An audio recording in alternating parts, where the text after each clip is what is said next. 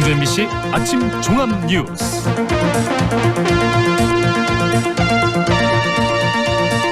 (5월 2일) 목요일 아침 종합 뉴스입니다.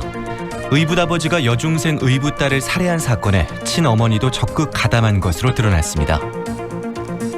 살해된 여중생은 친아버지에게서도 학대를 받았습니다. 살해당하는 순간까지 어린 소녀는 기댈 곳이 없었습니다. 노인 무료 급식소들이 심한 운영난을 겪고 있습니다. 급식에 써야 할 보조금을 운영비로 전용하는 일까지 벌어지고 있습니다. 이상 오늘의 주요 뉴스입니다.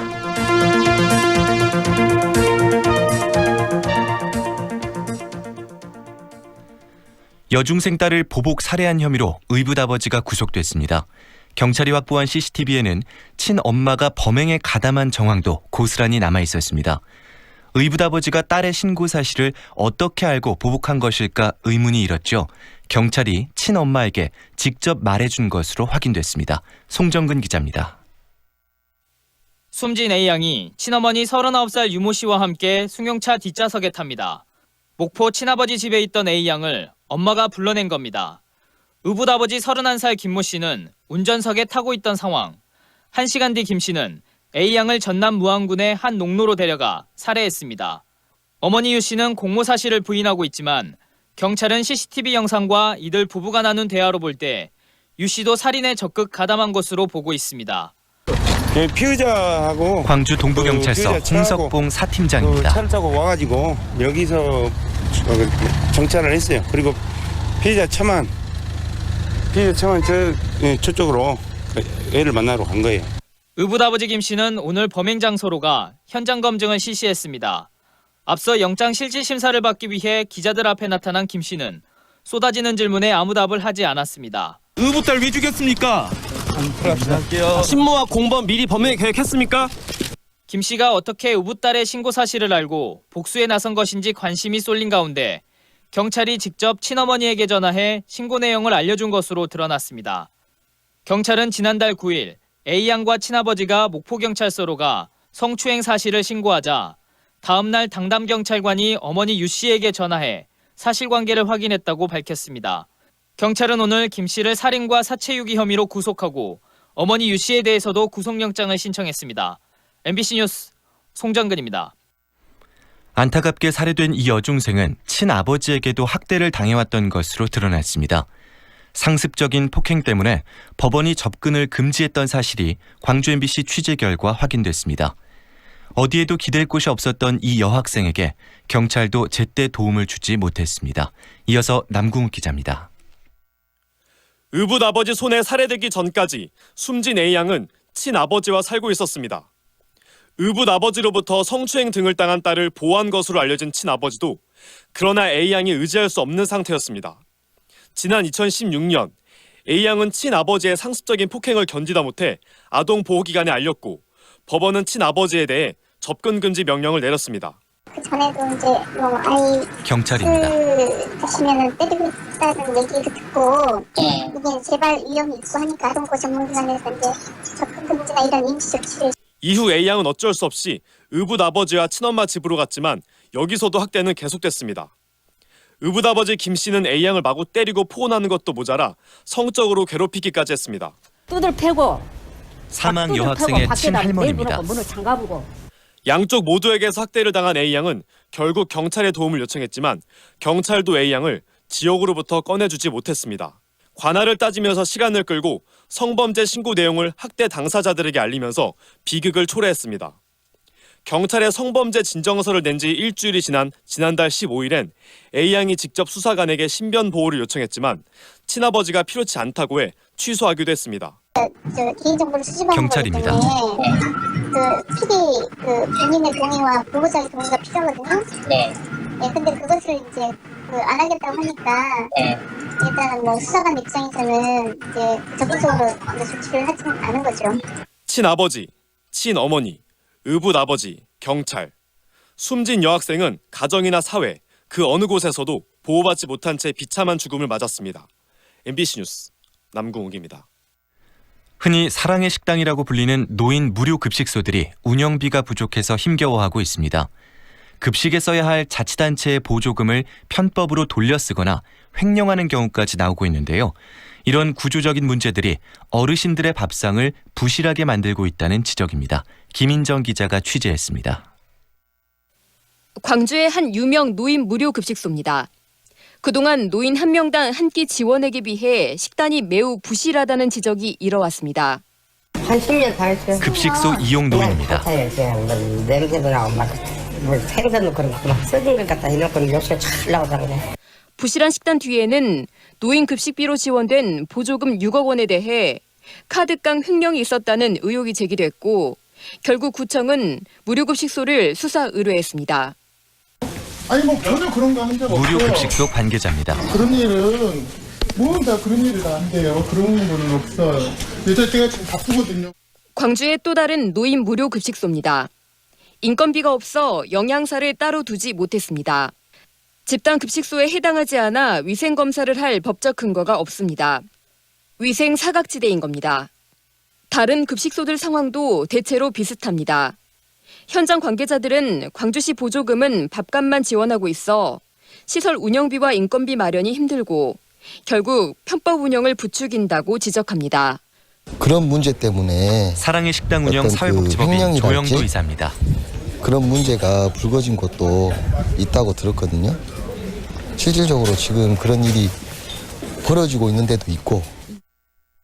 전라남도는 올 초 이런 지적을 반영해 급식비 지원 단가를 4,000원으로 올리고 보조금의 20%를 운영비와 인건비로 탄력적으로 쓸 수 있게 규정을 완화했습니다.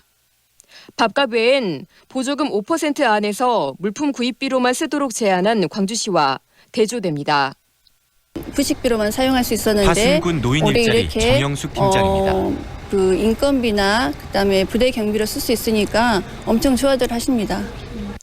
매 끼를 무료급식에 맡기고 있는 저소득층 노인들의 영양과 건강이 광주시의 현실성 없는 행정과 급식소들의 운영난 속에 위협받고 있습니다. MBC 뉴스 김인정입니다. 보수단체들이 5.18 39주년 기념행사가 열리는 곳에서 집회를 예고해 논란이 일고 있습니다. 대한민국 애국시민연합 등은 5.18 국립묘지 삼거리와 전남대 후문, 금남로 일대에 지난달 23일부터 5월 19일까지 300명가량이 모이는 집회 신고를 관할 경찰서에 제출했습니다. 5월 단체는 5.18 행사 기간에 보수단체가 같은 곳에서 집회를 여는 것은 5.18을 모독하는 것이라고 반발했습니다.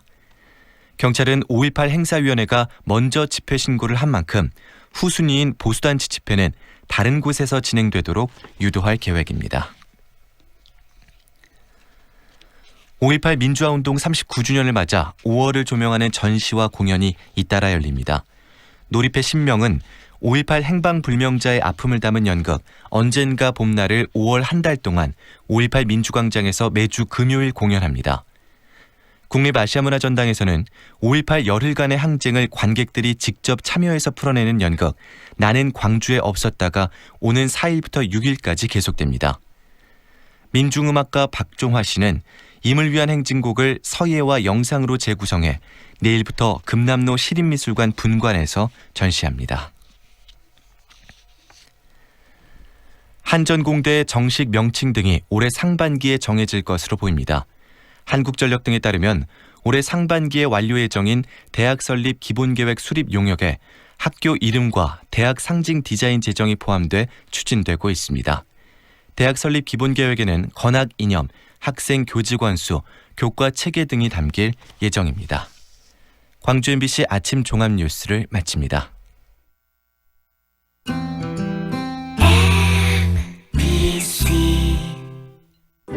연기자 정동환입니다. 가끔 그 사람이 떠오를 때면 저도 모르게 하늘을 올려다봅니다. 누구나 그렇지요. 그리운 사람이 보고플 때면 을에 하늘을 올려다보게 되는 것. 사람이 곧 하늘이기 때문이죠. 사람을 하늘같이 섬깁니다. 스카이 장례식장. 2년은 금방.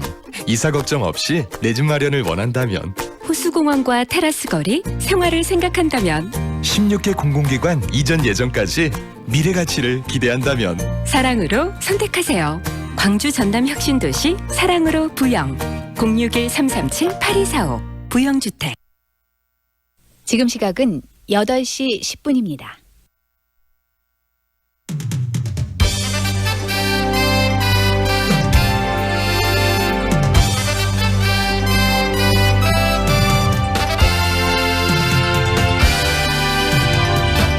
황동현의 시선 집중. 2부 시작합니다. 법조인 배출의 유일한 관문이었던 사법시험이 폐지된 이후로 이 법학 전문대학원 로스쿨에 대한 찬반 논란도 끊이질 않고 있는데요. 쉽게 사그라지지 않는 로스쿨 제도 관련한 이 논란들, 오늘은 양쪽의 입장을 다 들어보도록 하겠습니다. 로스쿨 전체 찬성하는 입장, 한국법조인협회 부대변인인 강성민 변호사에게 들어보고요. 또 로스쿨 폐지의 필요성을 이야기하고 있는 대한법조인협회 대변인 고봉주 변호사 연결해서 그 이야기도 듣도록 하겠습니다. 지난 30일이었죠. 백제 무왕 때 창건한 국보 제11호 전북 익산 미륵사지 석탑이 20년의 복원 과정을 거쳐서 지금 장엄한 모습을 드러냈는데요. 현존하는 국내에서 가장 오래된 그리고 가장 큰 석탑인 이 미륵사지 석탑, 이 목탑 형식의 형식을 띠고 있기 때문에 더 그만큼 예술적 가치도 크고 그다음에 역사적으로도 의미가 있는 그런 탑이라고 합니다. 오늘 이 탑의 복원 과정에 대한 이야기 듣도록 하겠습니다. 국립문화재연구소 건축문화재연구실의 김현용 학예연구사와의 인터뷰 오늘 준비되어 있습니다. 인스타그램 또 유튜브 같은 SNS에서 활동하는 유명인을 인플루언서라고 이야기를 많이 합니다. 이 인플루언서들은 수십만 명 또는 많게는 수백만 명의 팔로워 또 구독자를 가진, 그래서 영향력이 굉장히 크기 때문에 대기업이나 또 여러 기업들에서 마케팅으로 이런 인플루언서들을 잘 또 적극적으로 활용하고 있기도 하고, 인플루언서들이 직접 나서서 어떤 쇼핑몰이나 이런 것들을 운영하기도 합니다. 그런데 이 인플루언서가 또 여러 가지 또 문제점도 일으키고 있다는 지적도 있습니다. 오늘 이 인플루언서에 대한 이야기도 들어보도록 하겠습니다. CNI 소비자연구소 조윤미 대표의 인터뷰 준비되어 있습니다. 황동현의 시선 집중 계속됩니다. 우와, 통돼지 바비큐! 역시 우리 사장님이 최고! 즐거운 야유회 체육대회, 최고의 맛으로 즐거움을 더하다. 통돼지 바비큐 출장 서비스 쿠바하우스. 알뜰한 가격 통돼지 바비큐 출장 서비스 쿠바하우스. 062-351-7711. 동선동에 광주 0.1%만을 위한 MVG 저택이 옵니다. 호텔식 인테리어와 프리미엄 조식 서비스를 갖춘 럭셔리 라이프의 완성. 프레스티지 펜트하우스 동선동 남양휴튼 MVG 062-385-8988 남양건설 MVG그룹. 도시의 풍경을 바꾸는 제1풍경체. 이제 광주 북구의 풍경을 바꿉니다. 새로운 중심에서 만나는 1556세대 프리미엄 대단지 제1풍경체 센트럴파크. 광주의 변화는 풍경체로부터. 5월 오픈 예정. 1899-2195 제1건설. 5월 빌리브 트레비체의 이름으로 특별한 122분을 모십니다. 공원 속 상록회관 자리에 스카이브리지 커뮤니티, 닥트인 파노라마 뷰까지. 광주에 없던 하이엔드 클래스. 세상의 부러움에 산다. 빌리브 트레비체. 062-367-1000번 신세계건설이 시공합니다. 좁은 국토를 효율적으로 활용하여 에너지 영토를 넓혀가는 기업이 있습니다. 탑솔라. 생명의 가치를 높이고 미래의 변화를 준비합니다. 하늘의 태양을 땅의 태양으로. 탑솔라. 2년은 금방. 이사 걱정 없이 내 집 마련을 원한다면, 호수공원과 테라스 거리, 생활을 생각한다면, 16개 공공기관 이전 예정까지 미래 가치를 기대한다면 사랑으로 선택하세요. 광주 전남 혁신도시 사랑으로 부영 061-337-8245 부영주택. 4월 7일 장례를 치르신 유족 박상아 님입니다. 엄마 보내고 참 힘들었는데 위로가 많이 됐어요. 3월 4일 장례를 치르신 유족 전승현 님입니다. 덕분에 잘 치렀습니다. 정말 감사합니다. 진정한 위로. 남문 장례식장.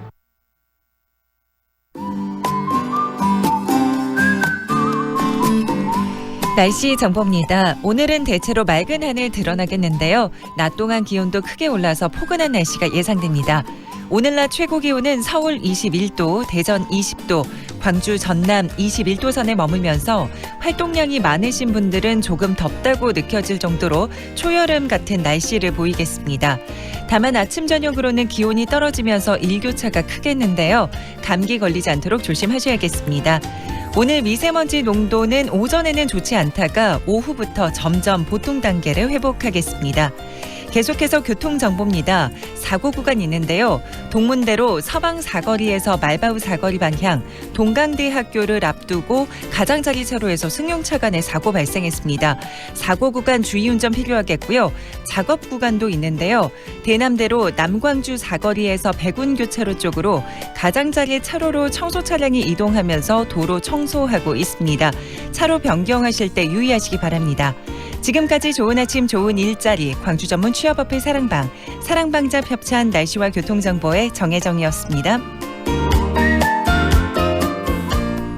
황동현의 시선집중과 함께하고 계시는 지금 시각 8시 15분 50초 막 지나고 있습니다. 지금까지는 사법시험을 통해서 이 변호사가 만들어지고 또 검사 이렇게 판사들이 채용이 되고 그랬었는데 이 사법시험은 2017년 완전히 폐지가 됐고요. 지금 이제는 로스쿨 제도를 통해서만 변호사나 법조인이 될 수 있는 시스템들로 현재 지금 운영이 되고 있습니다. 그런데 이 로스쿨에 대해서도 또 폐지, 존치 이 둘 논란들이 계속 확대되고 또 갈등도 또 일어나고 있는데요. 로스쿨의 폐지와 존치에 관한 이야기 오늘 각각의 입장을 듣도록 하겠습니다. 로스쿨 먼저 존치돼야 된다라는 입장을 듣겠습니다. 먼저 한국법조인협회의 부대변인이죠. 강성민 변호사 연결합니다. 안녕하세요, 변호사님. 네, 안녕하세요. 네, 지금 이 로스쿨 제도도 도입된 지 벌써 한 10년 정도 됐죠? 네, 맞습니다. 네, 이 로스쿨 제도 어떤 취지로 당초 만들어진 겁니까? 네, 이 로스쿨 법학전문대학원 제도가 도입된 목적은 이제 크게 두 가지로 볼 수 있는데 하나는 법학교육의 정상화와 우수한 법조인의 양성 이제 이것이고요. 또 하나는 국가 우수 인력의 효율적인 배분 이렇게 두 가지로 나타나 있습니다. 네. 이게 사법시험 체제에서는 법학교육을 체계적으로 받았는지 여부와 관계없이 이 사법시험에만 합격하면 법조인이 될 수 있었기 때문에 법조인이 되기를 원하는 우수한 인력들이 대학에서 법학교육을 좀 도외시하고 고시학원으로 몰리는 현상이 나타났었고 네. 충분한 인문교양이나 체계적인 법학 지식이 결여된 상태에서 좀 시험 위주의 도구적인 법률 지식만을 습득하게 되는 문제점이 있었습니다. 그리고 사법시험 제도에서는 이런 응시 자격이나 응시 횟수에 아무런 제한이 없다 보니까 법학 이외의 인문사회 계열이나 심지어 이공계열의 인재까지도 사법시험 공부에 매달리게 되고 소위 말하는 고시낭인이 발생을 하고 대학 교육의 파행적인 결과를 초래한다는 비판이 있어 왔습니다. 좀 이에 반면에 로스쿨 제도는 전공 학부에 상관없이 정상적으로 대학 교육을 마치게 한 후에 본인의 희망에 따라 로스쿨에 입학하게 함으로써 대학 교육을 정상화하는 한편 국가적 인재를 적재적소에 배치하고자 하는 그런 목적으로 설립이 되었습니다. 네, 사법시험의 폐해들이 많이 드러나면서 이것을 지금 로스쿨 제도로 바꿨다는 말씀이죠? 네, 맞습니다. 네. 사법시험은 그럼 2017년에 지금 완전히 끝난 거죠? 네, 사법시험은 지금 2017년에 완전히 폐지가 되었습니다. 그러면은 이 법조인을 양성할 수 있는 시스템은 로스쿨을 졸업하고 그다음에 그 이후에 변호사 시험을 합격해야지만 법조인이 되실 수 있는 겁니까? 네, 이 현재 관련 법률을 보면 일단 그 로스쿨에 입학하려면 먼저 학사 학위를 취득을 해야 되고요. 대학교를 졸업을 해야 됩니다. 이제 그리고 25개 전국에 있는 로스쿨 중에서 이제 1년에 한 2개 정도 로스쿨을 지원을 할 수가 있는데 이 특히 로스쿨 입학을 할 때 서류 평가에서 평가할 사항으로 법에서 규정하고 있는 게 이게 리트라고 불리는 법학 적성 시험 그리고 어학 성적 그리고 대학 학점입니다. 우리가 이렇게 수치화할 수 있는 것들을 정량적인 평가라고 하는데요. 이 세 개가 가장 중요한 입학 요건이라고 볼 수 있고 이 정량적인 요소에 더해서 자기소개서나 전문 자격증, 수상 내용, 교회 활동 내용 등 정성적인 평가까지 종합적으로 이루어지게 됩니다. 그리고 로스쿨 3년 과정을 이제 충분히 거치고 나서 3년 과정을 충분히 거친 다음에 로스쿨 졸업을 할 때 이제 변호사 시험을 치게 되고 그 변호사 시험을 합격해야만 변호사가 될 수 있습니다. 변호사 시험은 뭐 그것도 조건이 있습니까? 몇 번 정도 그 자격이 주어지고 가능하다 이런 게 기준이 있죠. 예, 변호사 시험은 총 이제 7과목으로 기본적으로 구성이 되어 있는데요. 헌법, 민법, 형법, 그리고 형사소송법, 민사소송법, 상법, 행정법 총 7개의 과목과 필수 과목과 하나의 선택 과목을 해서 총 8개의 과목을 치고 있습니다. 그리고 이 변호사 시험을 선택형, 사례형, 기록형 이 세 가지 종류로 시험을 보고 있는데 네. 실제로 말씀하신 것처럼 총 5년간 5번까지만 시험에 응시할 수가 있게 되어 있습니다. 네. 그래서 5년이 지나고 만약에 시험에 들지 못하면 다른 일을 할 수 있도록 만들어지는, 그래서 계속적으로 이 고시에 매달리는 것들을 또 예방하기 위해서 그런 기준을 만들어 놓으신 것처럼 보이는데요. 이 로스쿨에 대해서 폐지 논란도 있고 로스쿨이 지금 문제가 많다는 지적도 있는데 우리 변호사님께서는 지금 로스쿨 제도가 굉장히 긍정적인 역할을 많이 하고 있다고 생각하시는 거 아니겠습니까? 네, 이 말씀하신 것처럼 로스쿨이 도입된 지 딱 10년이 지났는데 네. 2009년 이후에 로스쿨 제도가 도입되고 나서 사실 사법시험 시절에 비해서 훨씬 더 많은 수의 법조인들이 배출이 되고 있습니다. 네. 그러다 보니 이제 국민분들 입장에서도 사실 이제 더 많이 이런 변호사들을 통한 법률 서비스를 많이 받으실 수 있게 되었고요. 네. 그리고 일단 학부에서 다양한 전공을 전공한 법률가들과 서로 다른 배경을 가진 법률가들이 많이 배출되다 보니 변호사들이 종래 관심을 갖지 않았던 분야들에도 진출을 많이 하고 있습니다. 그래서 국민들에게 더 다양하고 더 높은 진로, 저렴한 법률 서비스를 제공하자는 이 로스쿨의 도입 취지가 좀 어느 정도 달성이 되고 있는 것으로 보여지고 국민들의 손쉬운 법률 서비스의 접근성과 이런 법치주의 확산이라는 부분에 있어서 로스쿨로 인한 사회적인 긍정적인 영향력이 실제로 점점 커지고 있습니다. 네. 그런데 이 로스쿨 다니는 그 일부의 또 로스쿨에 대해서 비판하는 사람들은 이 로스쿨 자체가 이 학비가 굉장히 많이 들고 그렇기 때문에 사회적 약자가 버티기 좀 힘든 구조 아니냐. 그리고 또 이 가진 자들만의 로스쿨을 장악하는 그런 구조다. 사법시험은 열심히 공부하고 더 가지지 못한 자들도 공부를 통해서 이 어떤 사법시험에 합격할 수 있는 그런 환경들이 있었는데 로스쿨은 그런 것을 근본적으로 통제해버리고 버린다, 이런 지적들이 있는데 그 부분에 대해서는 어떻게 생각하십니까? 네, 사실 그게 이제 그 로스쿨 제도 자체를 공격하는 가장 큰 중요한 논지 중에 하나인데요. 네. 이 로스쿨의 경우에는 장학금을 신청한 인원을 기준으로 이제 통계를 낸 자료가 있는데 이 장학금 신청을 하는 로스쿨 전체 인원의 70% 중에서 이 차상위 계층이나 기초생활수급자에 준하는 소득 1, 2분위는 20%에 달하는 것으로 나타났습니다. 네. 그리고 이 입학 당시에 이 기초생활수급자나 차상위 계층에 해당하는 학생들은 이 경제적 배려 대상자 전형, 즉 특별 전형이라는 이름으로 각 학교마다 일반 전형과 별도로 선발을 해서 뽑게 되는데요. 이 전형으로 진학한 학생들은 3년 동안 등록비가 전액 무료입니다. 네.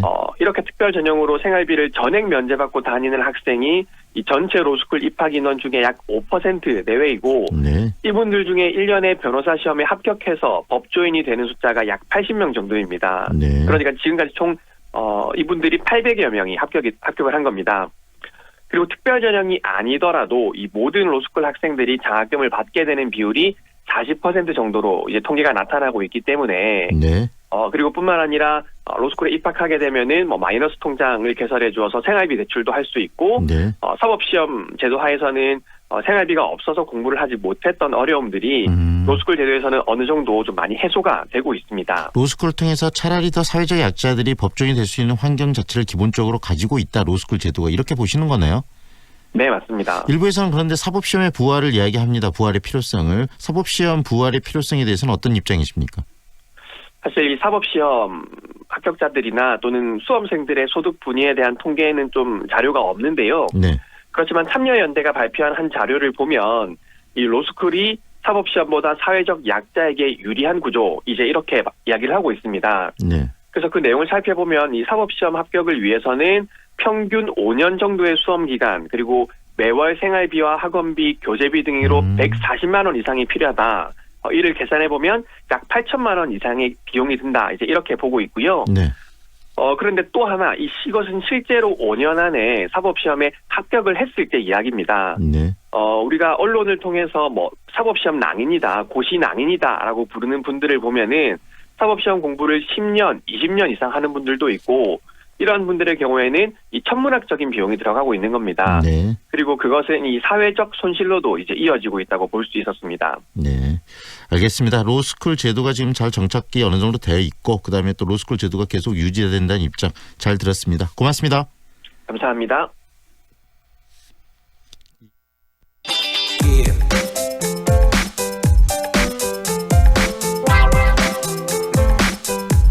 이어서 로스쿨 제도의 문제점을 지적하고 사법시험 제도의 부활을 이야기하는 측의 입장도 듣도록 하겠습니다. 대한법조인협회 대변인이죠. 고봉주 변호사 연결하겠습니다. 안녕하세요, 변호사님.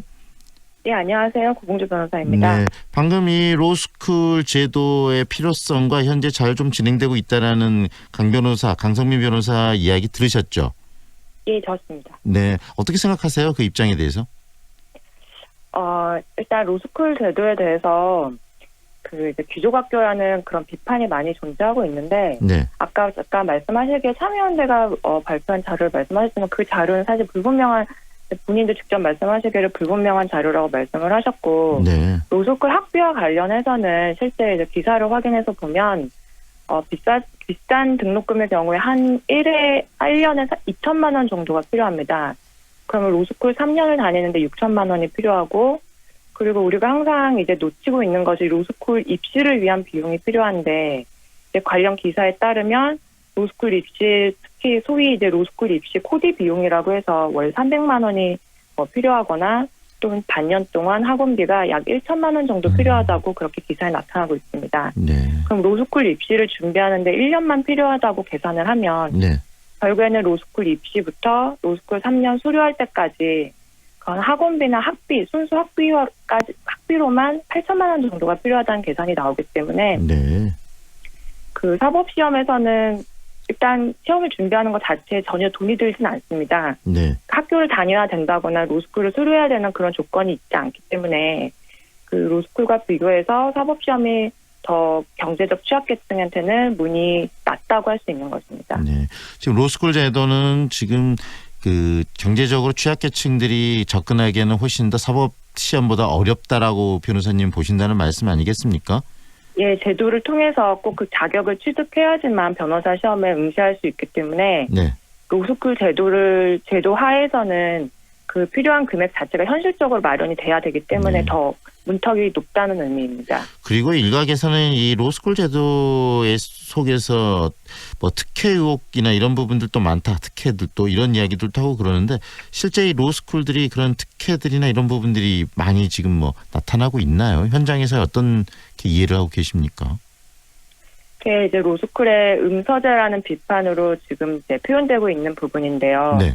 현재는 로스쿨 변호사 시험 합격자 명단이 공개되고, 그리고 그 불합격자든 합격자든 시험을 친 사람들이 그 시험 합격 발표일로부터 1년 이내에는 자신의 점수를 또 공개 청구할 수 있고, 최근에 헌재위원 판단에 의해서 시험의 로스쿨별 합격률도 공개되고 있습니다. 네. 그런데 그 시험의 합격자 명단과 성적 그리고 합격률의 공개라는 것은 투명성을 보장해서 해당 시험에 대한 국민의 신뢰를 보호하기 위한 아주 최소한의 전제라고 할 수 있지 않습니까? 네. 근데 지금까지는 그런 최소한의 전제조차도 보장이 되지 않고 있었고, 지금 최근에 로스쿨이 이런 부분을 공개하게 된 것이 절대 자율적으로 공개를 하게 된 것이 아닙니다. 네. 변호사 단체가 정보 공개 청구를 하고 소송을 통해서 결국에는 그 판결을 통해서 그렇게 타율적으로 로스쿨 제도가 바뀌고 있는 부분입니다. 마찬가지로 네. 로스쿨 입시에는 자기소개서와 면접이 무척 중요한 역할을 하고 있는데, 앞서 말씀드린 것처럼 로스쿨 입시를 위한 고액 제도, 고액 코디 이런 것도 이제 자기소개서와 면접에 되게 집중되고 있는 부분이거든요. 네네. 근데 과거에는 자기소개서에 적는 내용에 이렇게 아무런 제한이 없었기 때문에 네. 집안 출신이나 또 나의 친척이 누군지 이런 걸 추측할 수 있는 내용을 모두 적을 수 있었습니다. 네. 예를 들어서 저는 부장판사인 아버지 밑에서 법조인의 꿈을 키웠다. 또는 저는 뭐 어느 법학과의 법학과 교수를 재직하고 있는 아버지를 보면서 로스쿨에 입학했다. 네. 이러한 내용이 여과 없이 자기소개서에 적고 결국 이런 부분이 면접에 반영이 되는데, 면접이라는 것은 정성평가로 평가를 하기 때문에 네. 결국에 면접에 반영이 되고 궁극적으로는 로스쿨 합격과 불합격에 영향을 미쳤을 것이라는 그런 합리적인 의심을 안 할 수가 없는 것입니다. 결국은 사법 시험은 네. 이 정량 평가나 실력만 가지고 평가가 받을 수 있지만, 이 지금 로스쿨의 입학 과정에서 정성 평가가 많이 들어가기 때문에 여러 가지 다른 요소가 작용할 수 있는 여지가 많다라는 이야기시네요. 예, 그렇습니다. 그래서 네. 실제 2016년에 로스쿨이 도입되고 나서 처음으로 교육부가 전수조사를 했습니다. 전체 로스쿨에 대해서. 네. 그리고 실제 이렇게 자기소개서에 그런 부모님이나 친인척의 신상이 자기가 소위 금수저 집안 출신이다 아니다 이런 걸 알 수 있는 내용이 다수 적발이 되어서 그 이후에 이제 자기소개서가 그 적는 내용에 제한이 되는 방향으로 다시 개선이 된 것입니다. 네. 그렇다면 지금 로스쿨 제도 문제점이나 또 이 입학 과정에서 여러 가지 의혹들에 대한 얘기도 해 주셨는데요. 이 로스쿨 제도의 문제점을 극복할 수 있는 대안은 사법시험의 부활이라고 생각하십니까? 변호사님께서는?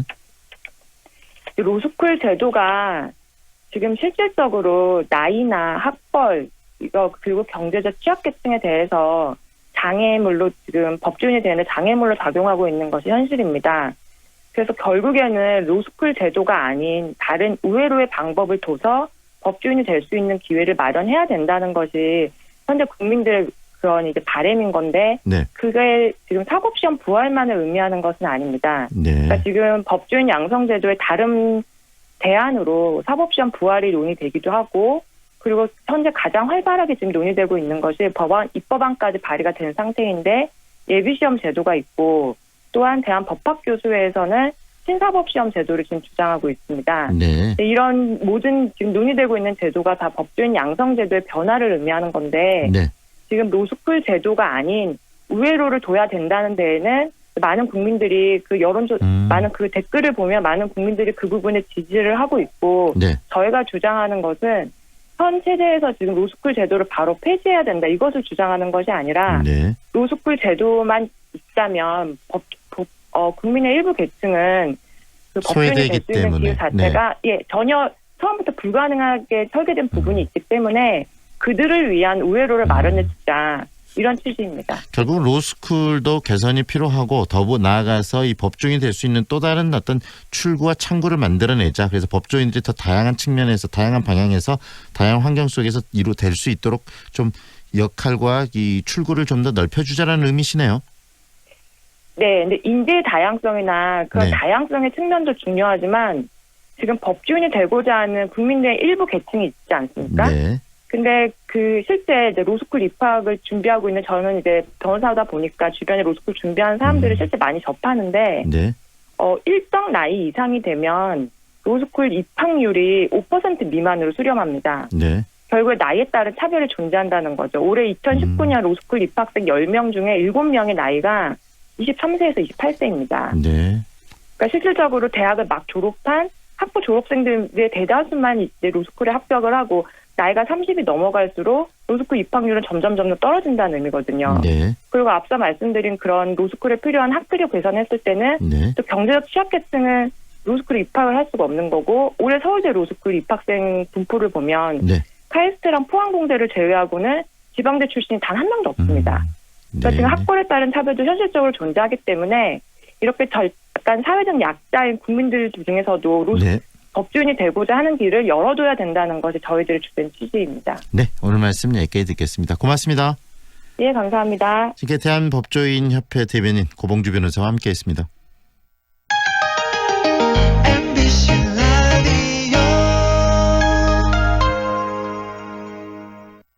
배우 한은정입니다.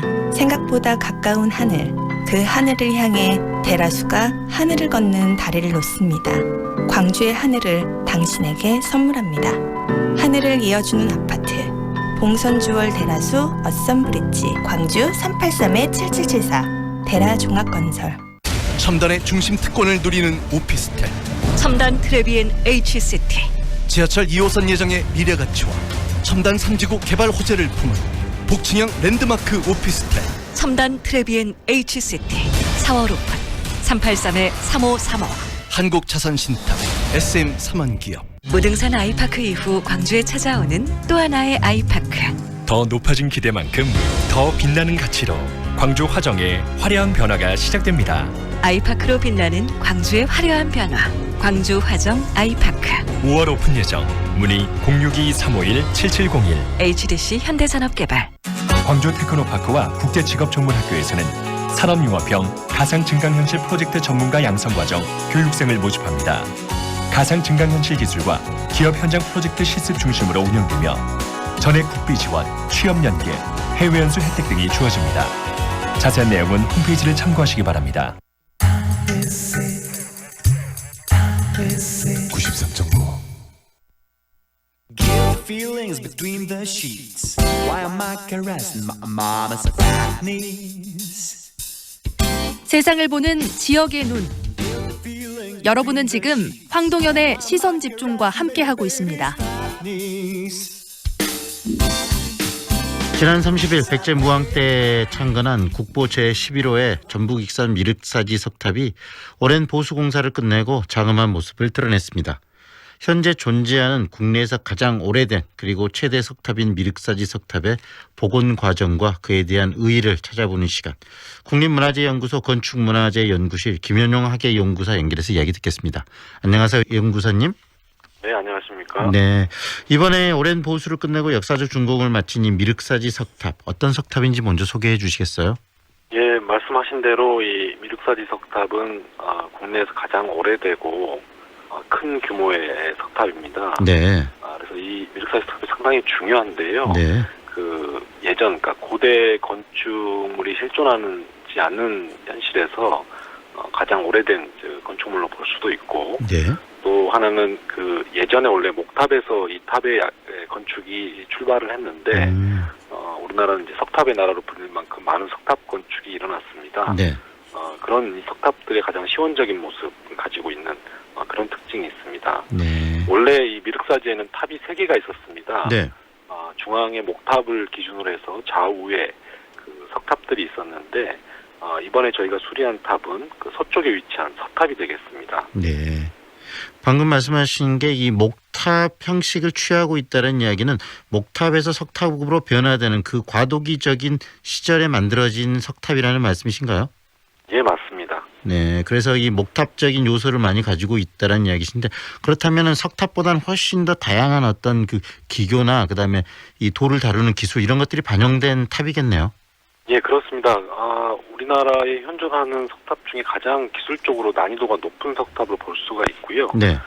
특히 1층 내부에는 예전에 그 목탑들처럼 공간을 형성하고 그 안에 이제 사리를 모셨던 그런 탑이 되겠습니다. 네. 그리고 뭐 양끝 기둥이 그 기소슴이라는 옛날 목조 건축의 기법이 반영돼 있다든지 이 옥괴석의 부드러운 곡선미 이런 것들이 목탑과 더 가까운 그런 양식적인 특징을 보여주고 있다. 네, 이 미륵사지 석탑을 해체하여서 또 수리하게 된 과정도 설명을 좀 해주시겠습니까?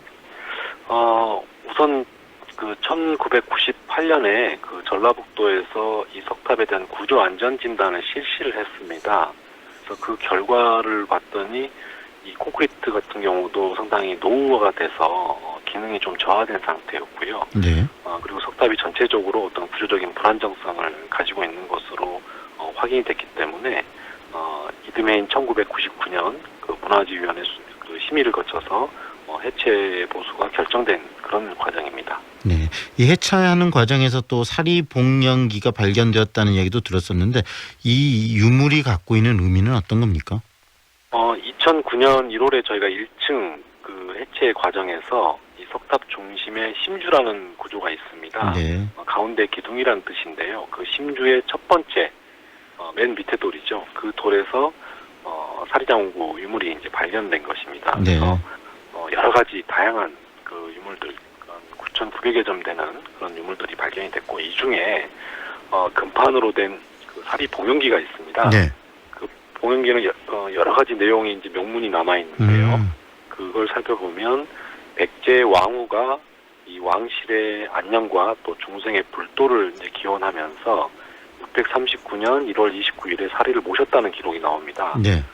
그것을 통해서 이 미륵사의 창건 시기, 또 그 발원자, 또 창건 배경, 석탑의 건립 시기 이런 것들을 알 수가 있고 또 그 다양한 유물들의 어떤 절대 편년이 밝혀줌으로 해서 그쪽 계통의 어떤 학술 연구에 큰 자료를 제공하게 된 그런 상황이 되겠습니다. 상당히 소중한 자료네요. 실제적으로 이 미륵사가 건설된 지어지게 된 그 연도가 나오고 그다음에 어떤 연유로 지어졌는가가 거기에 기록됐다는 말씀 아니겠습니까?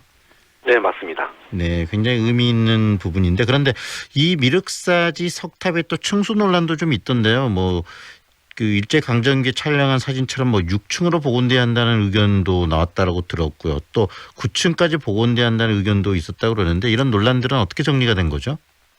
사실 이런 논란들은 문화재 수리나 복원 과정에서 끊임없이 지속적으로 제기되는 문제들입니다. 근데 네.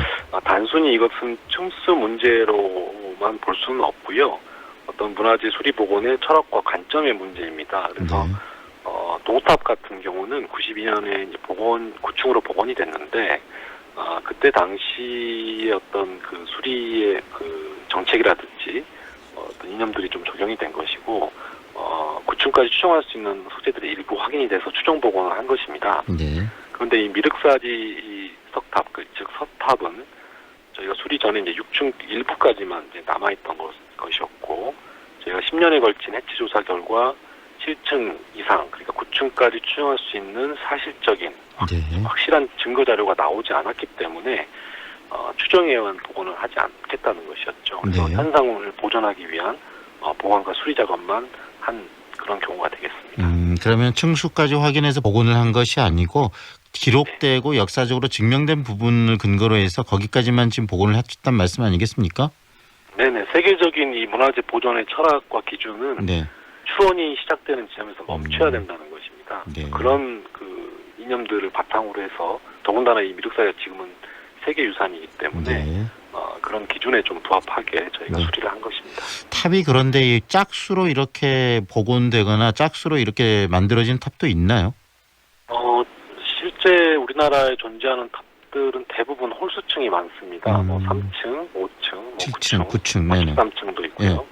그렇기 때문에 이 숫자에 대해서도 저희가 조금 고민을 해봤는데 실제 종교적인 것과는 큰 연관성은 없는 것으로 이렇게 저도 들은 바가 있습니다. 네, 이번 복원 과정에서 가장 중점을 둔 부분은 어떤 부분이세요?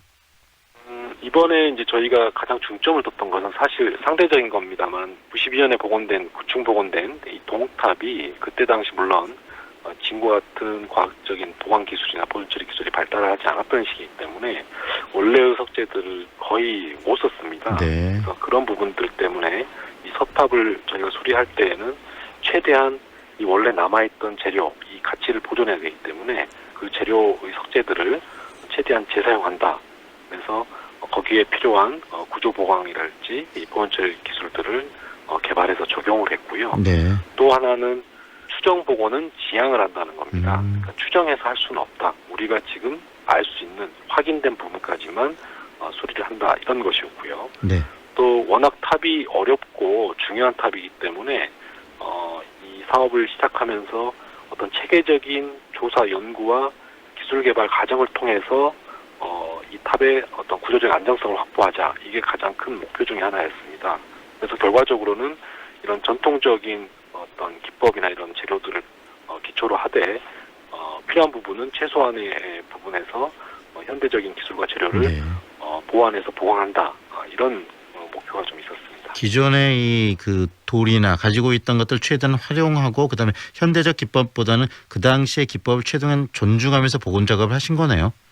네, 그렇습니다. 네, 이 복원 과정 중 뭐 여러 가지 그 어려움도 있으셨을 것 같은데 지금 기간도 굉장히 오래 걸리신 거잖아요. 거의 뭐 한 20년 정도 걸렸나요? 네네, 한 20년 정도, 21년 정도가 이제 걸린 셈인데요. 네, 가장 힘들었던 부분들이 어떤 언제 가장 힘드셨는지도 이야기 좀 해주시죠. 문화재의 수리 복원은 사실 정해진 정답을 찾기가 상당히 어렵습니다.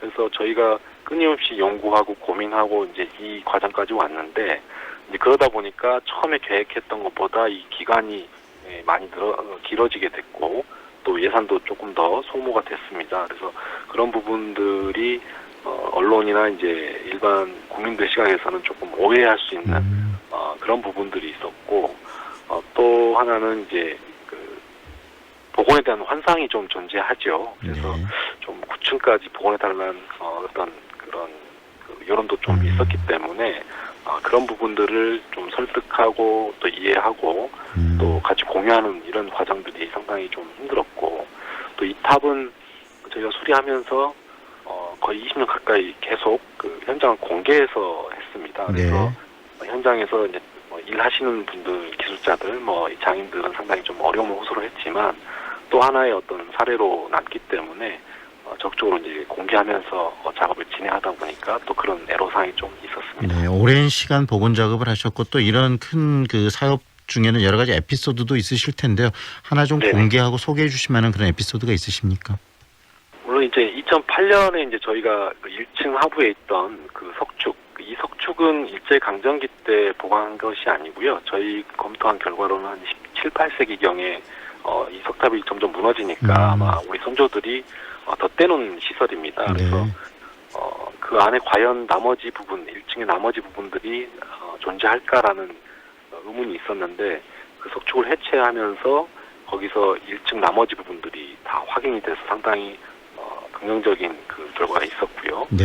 또 외부에 이렇게 석인상이라는 어떤 조각된 그 석상들이 한 3개 정도 있었는데 워낙 그 훼손이 심했습니다. 그래서 정확한 어떤 윤곽이나 형태를 알 수가 없었는데 이 석축 안에서 상태가 아주 좋은 그 모양이 뚜렷한 또 석인상이 나와서 또 화제가 된 바가 있고요. 네. 뭐 무엇보다도 2009년에 이 사리장구가 발견된 게 가장 큰 에피소드라고 볼 수가 있습니다. 네. 에피소드이기도 하고 굉장히 중요한 성과이기도 하고요.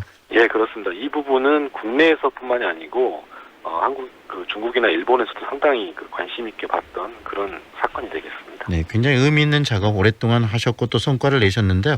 이번에 복원한 미륵사지 석탑이 갖고 있는 역사적 의미 그리고 이번 복원이 갖고 있는 어떤 의의는 어떤 것이라고 생각하시는지 한 말씀해 주시죠. 네, 이 탑 수리 과정 자체가 상당히 어떤 연구나 이런 학술적인 것을 바탕으로 해서 다양한 기술 개발도 이루어졌고 이런 과정을 거치게 됐는데요. 그러다 보니까 아마 우리나라 단일 문화재로는 가장 오랫동안 수리를 한 사례가 되겠습니다.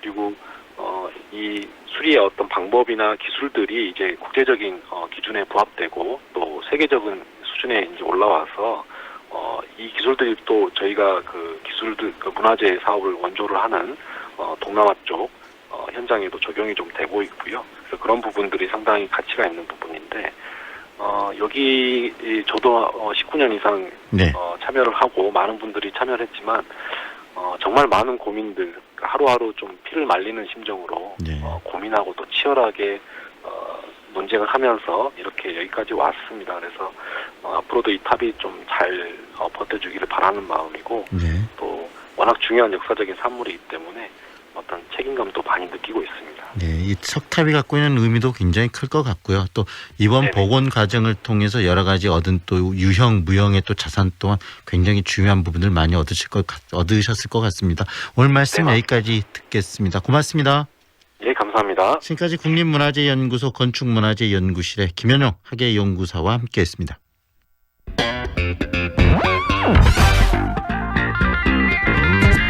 소셜 네트워크 서비스, 이 SNS라고 얘기하죠. 이 SNS 내에서 인지도가 높은 인플루언서들이 뷰티, 패션 업계를 중심으로 왕성하게 활동하고 있다고 합니다. 그런데 이런 왕성한 활동의 이면에는 또 여러 폐해들도 나오고 있다고 하는데요. 그 이야기 한번 들어보도록 하겠습니다. CNI 소비자연구소 조윤미 대표 연결합니다. 안녕하세요, 대표님. 네, 안녕하세요. 네, 이 인플루언서라는 이야기 굉장히 많이 나오는데 또 어떻게 보면은 낯선 용어이기도 합니다. 먼저 정의부터 내려볼까요? 인플루언서는요, 그 유튜브나 인스타그램 같은 SNS 상에서 이제 활동하는 사람들 보통 뭐 유튜버, 크리에이터 이런 표현을 쓰는데요. 그 중에 이제 대중들한테 지명도가 높아지면서 인기를 끌고 그런 분들을 특별히 이제 어떤 영향을 미치는 사람 이런 뜻으로 인플루언서라는 이제 용어를 쓰고 있는 것 같아요. 이분들은 사실은 처음에는 자신의 그 SNS 계정을 통해서 어떤 채널을 만들어서 조그맣게 이제 인지도를 높여가다가 그게 어느 정도 수준을 넘어서면은 거기에서 이제 추가적으로 어떤 광고도 하고 제품을 마케팅하는 여러 활동들에 참여하는 약간 연예인 같은 그런 활동으로 이제 접어들어가게 되죠. 그래서 이런 분들을 이제 지칭하는 말입니다. 네. 그런데 이 인플루언서들이 영향력이 이렇게 확대되고 그러면서 이 기업들이 인플루언서를 통해서 굉장히 이 상품 마케팅을 적극적으로 한다면서요? 그렇습니다. 그래서 사실 지금 이제 유튜브에서 채널을 만들어서 계정을 이제 운영하기 시작하면 보통 1,000명의 구독자의 4,000시간의 러닝타임이 넘어가면 구글 쪽에서 광고를 붙이겠습니까? 뭐 이런 메시지가 와요. 그러면서 이제 그때부터는 광고를 붙이게 되는데 이거는 구글이 자동적으로 광고를 그 영상에 붙여주는 그 시스템이고요. 보통 이제 거기에서 더 많은 구독자가 생기게 되면 뭐 10,000명, 10만 명, 뭐 100만 명 이렇게 많은 구독자가 생기게 되면 그만큼 이제 팬층이 이제 형성이 되게 되죠. 네. 그러면 이제 기업들의 입장에서 보면은 고정적인 그 영상을 봐주는 구독자가 생기게 되는 거잖아요. 그래서 네네. 그렇게 되면은 이제 기업들이 광고, 자신들의 제품을 광고해달라라고 이제 의뢰가 들어오는 거죠.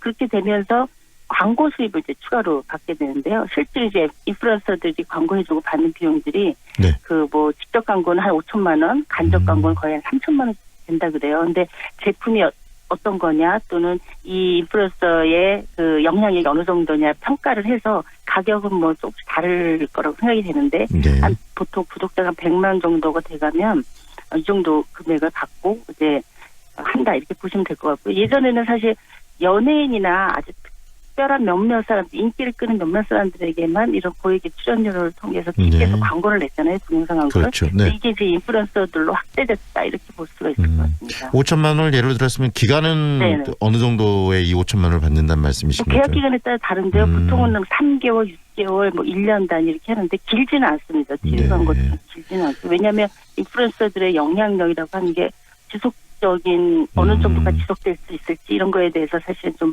판단하기가 어렵기 때문에 지금 굉장히 좀 짧은 기간 계약이 주로 이루어지고 있는 것 같고요. 그리고 사실은 뭐 구독자 100만 이렇게 얘기하지만 5,000명만 구독자가 넘어가도 기업들이 컨택이 들어온다 그래요. 우리 제품 좀 광고해 줄 수 있냐 이렇게. 네. 중소기업들이나 이런 데들은 예전에 TV 광고는 엄두를 못 냈잖아요. 비용이 그렇죠. 너무 많이 들기 네네. 때문에. 네. 그런데 이제 인플루언서들을 통한 광고는 제작비도 굉장히 적게 들고 네. 그리고 효과를 직접적으로 그때그때 바로바로 확인해 볼 수가 있어요. 몇 명이 광고를 받는지 네. 그 광고를 통해서 유입된 사람이 어느 정도인지를 바로바로 알 수가 있습니다. 그러니까 기업의 입장에서도 나쁘지 않다 이렇게 생각을 하면서 대거 광고 시장이 TV나 라디오에서 이런 그 인플루언서들로 이렇게 좀 변화되고 있겠네요. 옮겨가고 있는. 그만큼 더 영향력이 강하고 그건 즉각적으로 또 확인이 가능하고 그다음에 또 상품 구매로 판매와 또 구매로 바로 연결되기 때문에 이런 식으로 지금 기업들이 관심을 갖는 부분인데 그런데 이런 인플루언서의 영향력에 의해서 또 상품이 팔리는 그 과정 속에서 여러 가지 문제점들도 지금 나오고 있다면서요. 그 문제점들도 지적을 좀 해주시죠. 어떤 부분들이 나오고 있는 거죠? 우선은 이제 인플루언서들의 판매라고 하는 것이 그 본인들이 제품을 이제 처음에는 광고하기 시작하다가 조금 지나서 좀 욕심이 더 생기면은 직접 제품을 제작해서 자기 브랜드를 만드는 거거든요. 네. 그런데 사실 이분들은 제품을 제조하고 판매하는 데 있어서 전문가들은 아니에요. 그리고 그만큼의 어떤 사람들이라든가 뭐 전문성이라든가 안전을 담보하기 위한 여러 법적인 제도를 검토할 수 있는 팀이라든가 이런 걸 갖추지 않고 거의 개인에 의존해서 하고 있기 때문에 제대로 된 제품들을 다시 만들어내지 못하고 있는 문제들이 생깁니다. 그리고 기본적으로 인플루언서들이 영향을 미치는 건 친근감이거든요. 신뢰감. 그러니까 자기는 아무도 본 적이 없지만 항상 그 영상을 보니까 굉장히 잘하는 사람인 것처럼 착각을 해요. 그러니까 이분들이 하는 얘기가 굉장히 신뢰감이 높은 거죠. 그러니까 잘 아는 친구나 뭐 옆집 언니 오빠가 이거 좋으니까 한번 써볼래? 이렇게 권하는 느낌 같은 거예요. 그러다 보니까 명확한 검증 없이 이제 판매되는 제품들이 굉장히 많이 늘어나고 있는 거죠. 그러면서 실제로는 제품에 문제가 생겼을 때 대응이라든가 또는 법적으로 갖춰져야 되는 제조 시설에 대한 문제, 그 광고 표시에 대한 거 이런 것들이 제대로 갖춰지지 않은 제품들이 인플루언서를 통해서 판매된다 이렇게 보시면 될 것 같아요. 여러 가지 미미 쿠키 사태도 있었고 이번에 또 인물리 사태도 있었고 몇 가지 지금 사태들을 계속 같은 방식으로 겪고 있는 거죠. 지금 이 광고 시장과 상품 판매 시장이 크게 SNS상으로 이동하면서 여러 가지 문제점들이 또 인플루언서를 통해서 발생이 되고요. 이 제도와 시스템이 굉장히 중요하겠네요. 이런 부분들 정부가 지금 아직까지 못 따라가고 있는 것 같은데 방금 이야기하신 여러 가지 문제점을 제도와 시스템을 통해서 좀 부족한 부분을 커버해야 될 것 같은데 어떤 부분이 필요할까요? 그 우선은 이제 그 광고 목적의 영상인 경우에는 이제 해시태그에 그 연관 검색을 그러죠. 옆에 표시해서 이건 광고다라고 하는 걸 반드시 표시하도록 돼 있어요. 2016년에 공정거래위원회가 이미 이 조치를 취했거든요. 근데 문제는 처벌 규정이 없습니다. 그러니까 지킨 사람만 지키고 안 지킨 사람들은 광고를 실제로 하고 있는데도 불구하고 사실 광고 아닌 것처럼 자기가 그냥 좋아서 써보니까 좋아서 그냥 하는 것처럼 이렇게 해서 속인 경우 많고요. 허위 과장 광고 굉장히 많습니다. 모든 광고는 사실은 실증이 가능해야 되거든요. 미미 쿠키 사태 기억해 보시면은 유기농이라고 광고를 했어요. 사실 유기농 인증을 전혀 받지 않았거든요. 유기농 인증을 받지 않고 유기농이라고 주장하는 것은 불법입니다. 표시광고법 위반이거든요. 그런데 그런 거 버젓이 그 영상에서 하고 있는 거예요. 그래서 이제 이런 실제로 오프라인에서 우리가 그냥 일반 시장에서 구매할 때 지켜져야 되는 제품 제조와 판매에 있어서 모든 법적 조치가 온라인상에서도 SNS 마켓 속에서도 똑같이 적용이 돼야 되는데 여기가 지금 약간 사각지대처럼 이렇게 되어 있었어요. 그리고 그 판매를 할 때도 판매하는 그 망이 정해져 있거든요. 그래서 사실 제과점은 전국적으로 팔 수 있지만 휴게음식점은 그 자리에서 바로 먹는 것만 가능하기 때문에 그 규정이라든가 이런 게 좀 완화돼 있거든요. 근데 휴게음식점은 그런 또 그런 부분들을 그렇죠. 법의 미비를 좀 뚫고 들어가서 그런 부분이 있겠네요. 그런 부분 그렇습니다. 앞으로 더 깊이 듣도록 하겠습니다. 오늘 시간 관계상 여기까지 드릴게요. 고맙습니다. 감사합니다. 배우 한은정입니다. 생각보다 가까운 하늘, 그 하늘을 향해 대라수가 하늘을 걷는 다리를 놓습니다. 광주의 하늘을 당신에게 선물합니다. 하늘을 이어주는 아파트, 봉선주월 대라수 어썸브릿지, 광주 383-7774, 대라종합건설. 프리미엄 SUV의 모든 기준, 집 그랜드 체로키. 오직 5월 한 달간 최저 5,130만 원의 파격적인 가격으로 프리미엄 SUV를 누릴 절호의 기회. 집 그랜드 체로키. 지금 지프 전시장으로 문의하세요. 내가 원하는 대로 설계하고 짓는 도심 속의 명품 전원주택 단지. 수안 썬밸리 에코타운. 수안의 인프라를 다 누리고 교육도 자연도 준비된 명품 전원주택 단지. 수안 썬밸리 에코타운. 4월 오픈. 1577-4941. 주식회사 유인 상동.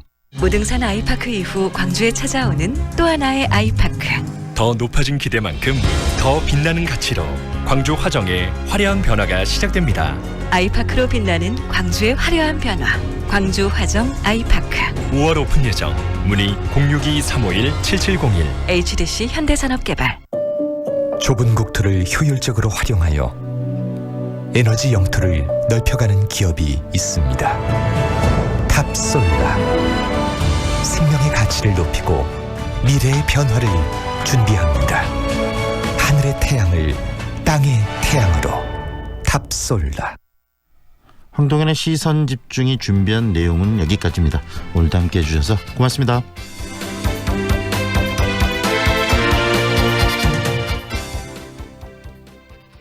지금 시각은 8시 57분입니다. 김대리, 아이 키우는데 남자 여자가 어딨나? 육아휴직 잘 갔다 와. 유치원 끝날 시간이잖아. 걱정 말고 가. 애 기다리겠다. 잠깐만요. 조심하세요. 아이들 지나가게 제가 비켜드릴게요. 당신의 배려가 아이를 키우는 힘이 됩니다. 눈치 줄 일도 눈치 볼 일도 아닌 소중한 육아. 내 아이란 마음으로 함께하면 어떨까요? 공익광고협의회. 연극 붉은 도둑 이야기. 28년간 사랑받아온 국가대표 시사풍자 코미디. 5월 31일과 6월 1일 광주 5.18 기념 문화센터에서 호복절도 배꼽 잡는 웃음을 전해드립니다. 배체불가 박철민, 전회 출연, 전회 매진의 신화. 공연 문의 1588-5187. 예매 인터파크. 14세 이상 관람가이며. 이 공연은 광주 MBC가 주최하고 진아리체가 함께합니다. 단정함과 소속감을 느끼게 하는 교복. 교복이 새롭게 변화하고 있습니다. 학생의 입장에서 스스로 다양한 생각을 모아 선택한 생활교복은 어떤 활동을 하든지 편하고 자유롭게 해줍니다. 생활복의 착용으로 수업이 훨씬 활발해졌습니다.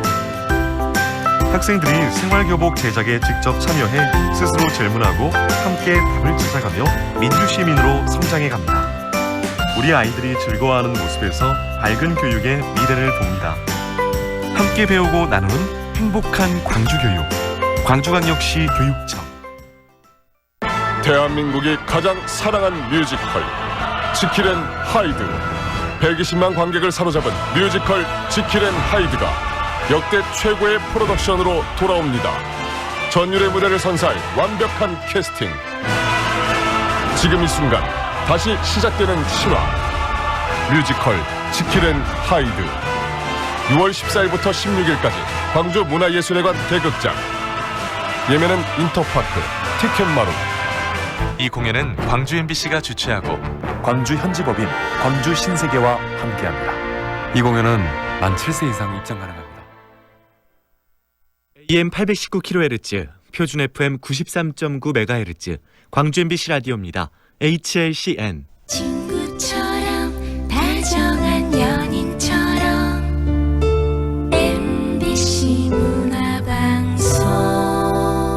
여러분의 다정한 친구 광주문화방송이 9시를 알려드립니다.